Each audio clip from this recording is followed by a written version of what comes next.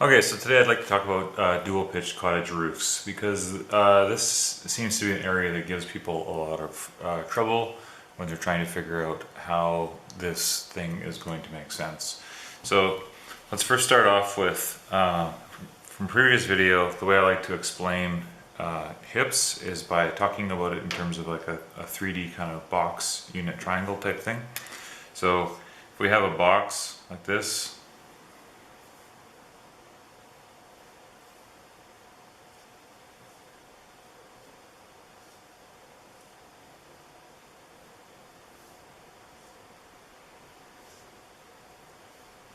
and then, okay, yeah, sure.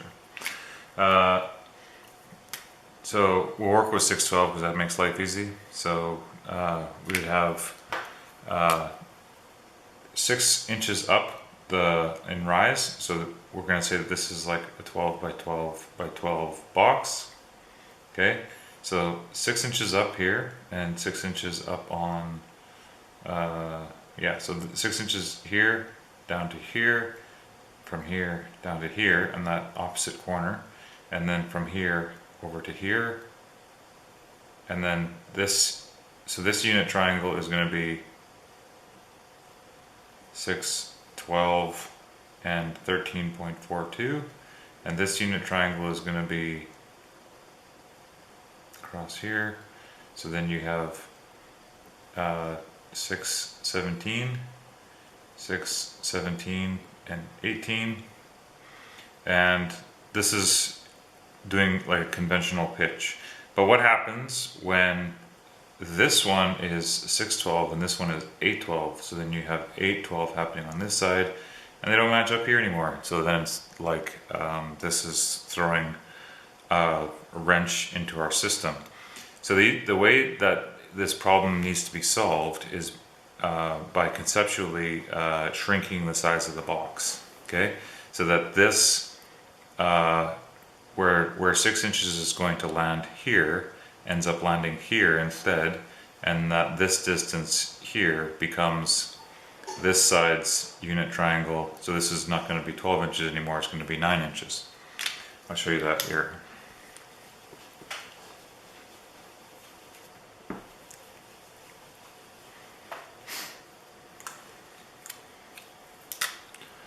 So we come back, draw ourselves a box.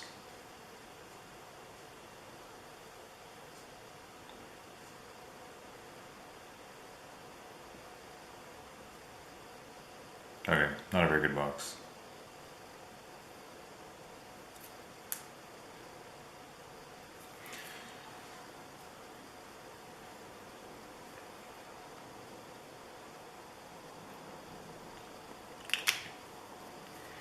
Okay, so you come up 6 inches here, this is still 12 inches, and this is still the regular 612 unit triangle.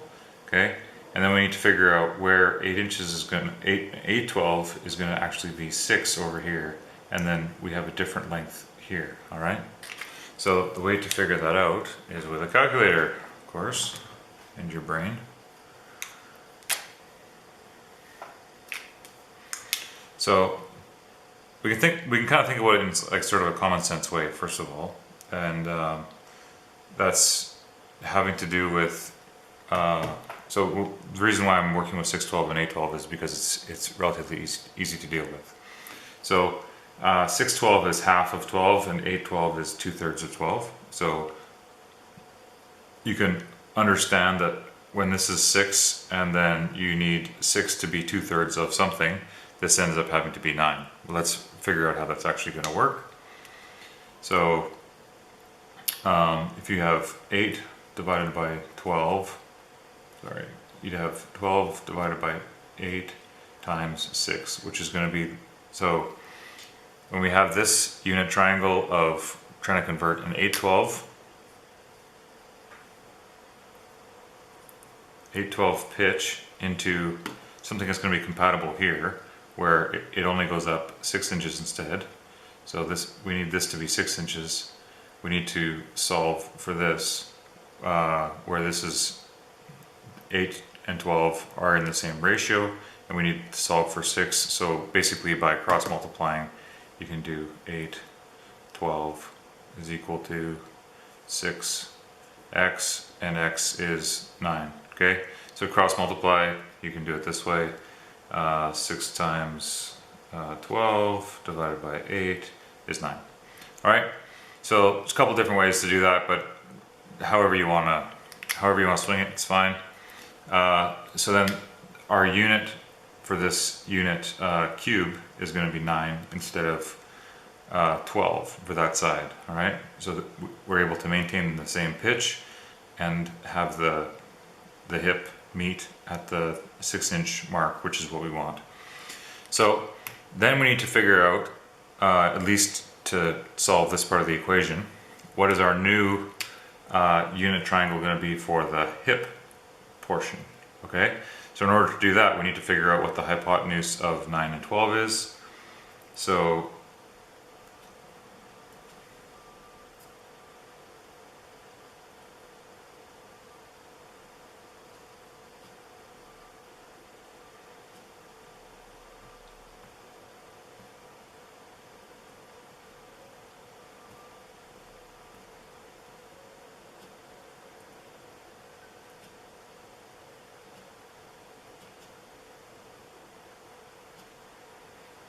and that's going to be 15, okay? So when you have this triangle on the bottom here, that's what we're trying to solve for.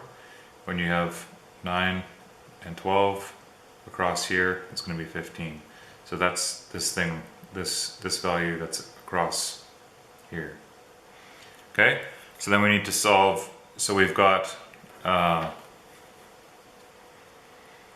instead of, for our regular unit triangle for the 6, 12 hip, if you remember correctly, it was 6 and 17, and this is 18. Now, because we've got a shortened side here, this is going to be 6 and 15, and then we can solve for this to complete our unit triangle. So then we need to figure out what the hypotenuse of 6 and 15 is. So then we go in here, 6, 15, and that's 16.15. So probably more like 1/6, which should be like 6 and an eighth or something like that. So, or 16 and an eighth. Okay, so that's how you would solve for the unit triangle, which, you know, gets us partway to where we want to go. But in order to be able to use this with the square triangle app that I've created, then we need to figure out where what the length is that we're looking for. So if you're working with trusses, chances are they're going to be 2 feet apart. So instead of this being 12, this would probably be 22 and a half or 22 and 3/8 if you're talking about gang plates. So we could look at doing that, but we could also just look at what it would take to do a hip for a regular set of commons, which is what I'll do just to show you how to do it.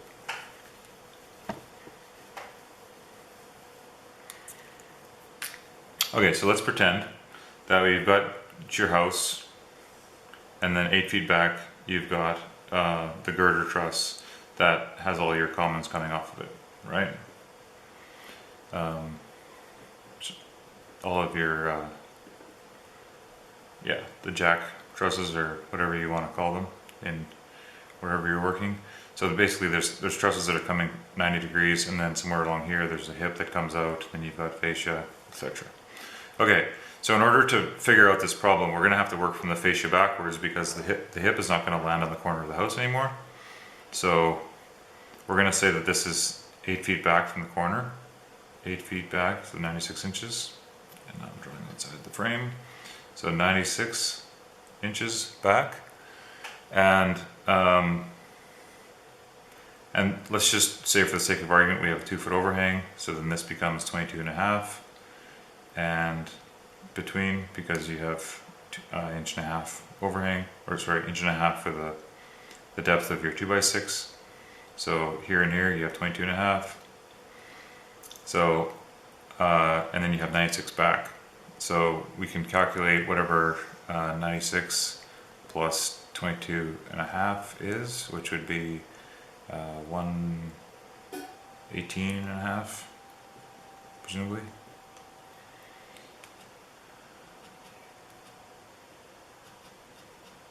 Yeah. Okay, so 118.5 back, and we'll say that this is like our 612 component. So then this is like 118.5 on our 12 run section, and then we need to figure out what that would be on the 9 run section. So you can just take 118.5 and divide it by 12 and then times 9. So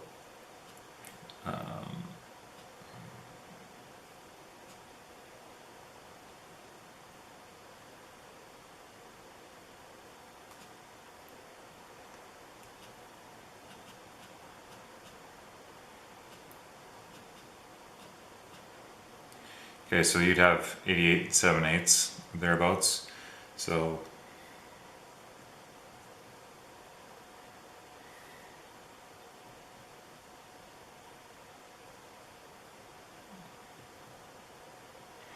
and then you need to find out what this hypotenuse is to find out the length of the hip.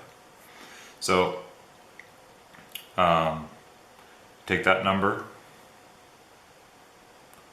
and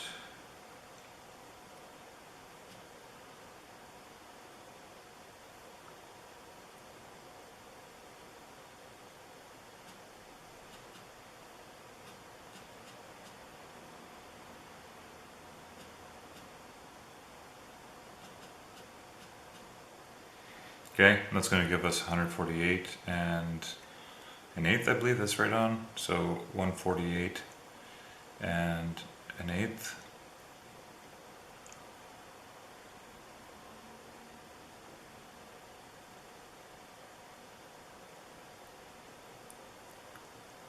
So that's going to be the overall length of the hip from the inside face of this to the inside face of this. So now what we need to do is figure out what our actual angles are, because they're not 45 degrees anymore. It's a different angle. So we've established that this is going to be the length of our bottom. So we can take this into the square triangle app. And here we have 615 as our unit triangle. And then in the run section, we're going to say this is 148 and an eighth. So then the length of the hip on the actual slope is going to be 159 and 9/16, and this helpfully also gives you the actual plumb cut and the seat cut if you needed it for like cutting out a bird's mouth or something. So your board is going to have an angle of 21.8. If your saw can be that accurate, that'd be great. Or your speed square or whatever you're using to mark the angle. But when this comes down like this, it's not actually going to be at a 45-degree angle, and we can figure out what the angle is actually going to be. And for this, we're going to need not roof math, but proper geometry type math, because you know, this isn't a part of roof math, strictly speaking. Do the whole SOHCAHTOA thing and like figure it out yourself, but you can actually do it with my app as well. It's just that the app isn't really designed for this, but it's fine. You know, you can do it with it. It's just it wasn't designed with this purpose in mind, but you can do it because I have a mechanism for putting in a triangle, which then will give you the angles. So given that you would know the like, you can put in whatever pitch you want ultimately, so we could just make these the pitches, and then it's going to give us the thing that we're looking for. So if we say this is the pitch that we're looking for, so once again, there's no decimal here, so we kind of have to abuse the process a little bit, but it'll be fine. So 8 7.5, and then we need to put in as many over here. 500. And that's going to tell you what the angle is. So the angle that we're looking for up here is going to be 36.87. So that's from a top-down perspective, it's going to be 38.87, and then the opposite side of that is going to be 53. So out here is going to be 53. So sorry, this angle here is going to be 53. The angle on top there is going to be, so this angle is going to be 53.13. I doubt you have that level of precision, but let's just say 53 and 37. So when you're cutting this, instead of this being 45 on both sides, one side is going to be 53 and an eighth or something, or just go 53 angle, and then down here this is going to be 37 on this side and 53 on that side. So yeah, that's the way that you're going to be able to cut your hips for your dual pitch roofs. And so obviously this is just to get you going in the right direction, but it's not something that you should tackle unless you are already pretty experienced with building roofs, because dual pitch is going to be more challenged than what someone with not enough experience is going to be able to tackle. There's also the issue of like in these ones, you're going to want to cut it off center a little bit so that when the roof planes, it's going to plane more or less to the center, because no longer are you getting the same slope from both sides. So you should actually put the cut a little bit off center. You can figure out whatever that is yourself. I'll leave that up to you.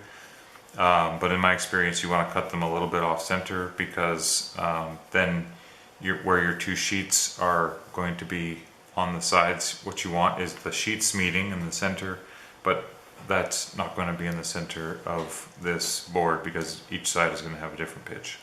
So hopefully that's helpful, and that gets you going in the right direction.